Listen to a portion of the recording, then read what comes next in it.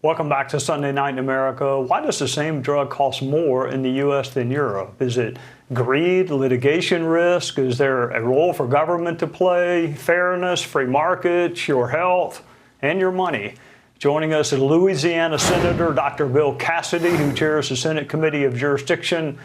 Welcome, Mr. Chairman. It's good to see you. Let me first ask you, because you are a medical doctor, Joe Biden, I've lost friends to prostate cancer. Perhaps you have too, and our viewers. Too early to know the prognosis? Is this something that's usually treatable? Three things. First, our hearts go out to them. My heart goes out to everybody because there's people watching us right now, Trey, who've got a form of cancer. So hearts go out to you. Second, whatever our difference is politically. Secondly, the prognosis can be good because there's been so much medical innovation that has found cures even for the prostate cancer, which has gone to bones, as reportedly the former president has. Lastly, it is really a part of the conversation we're having right now.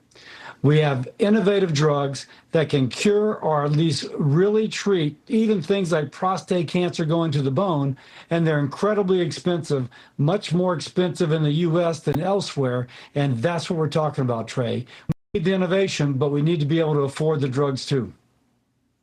All right, and you're the perfect person, which is why I wanted you on tonight to discuss why the same drug might cost here more in the United States than it would Canada, Mexico, Great Britain, or fill in the blank. Because the drug companies drive the other countries drive a harder bargain with the drug companies than does the US of A. There's a way to address this. All you say is to the drug companies, if a country is 80% as rich as us, the price needs to be 80% of what we pay. That'll drive our price down, their price up. The drug company still has the money to do the innovative work to find the cure for the cancer that somebody else watching may have, but then we're not paying more than our fair share. Make them pay their fair share, we'll pay lower prices, we still get the innovation. That's what I want.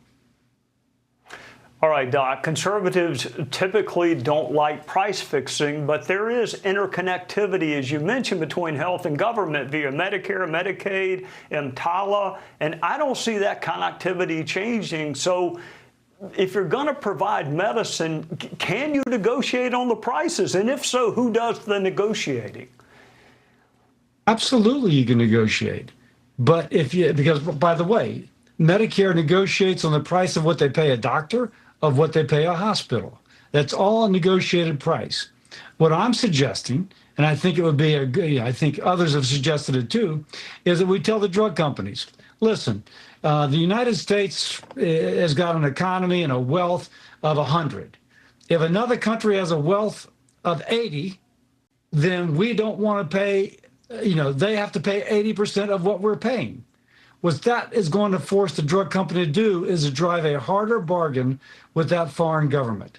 If they drive a really hard bargain, hey, we might pay a little bit more. In reality, we'll pay less. If they pay their fair share, we'll pay our fair share. The president will be happy, the American people will be happy, and there'll still be enough money to find brand new drugs to cure the next thing that needs to be cured.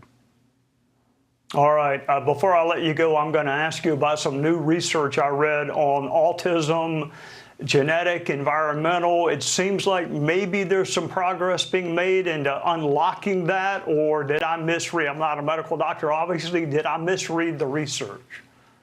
No, there's a lot of good research looking at the genetic predisposition that can contribute to autism, and autism even in the first months of life before they received any vaccines of note, you can see that there are changes in the brain that are related to the ultimate diagnosis of autism.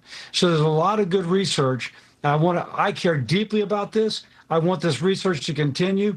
Let's find, if genetics is what's causing it, and then some factor coming maybe in utero that the mother is exposed to in utero, let's figure that out so that we can help the mom avoid that problem so that her baby is born without a risk of autism. Doc, I count 4 or 5 medical doctors the Senate, and it's on issues like this that I think we're lucky that we have people smart enough to go to medical school, but also want to serve in public service. So thank you for both, and thank you for joining us on a Sunday night. Thank you, Trey.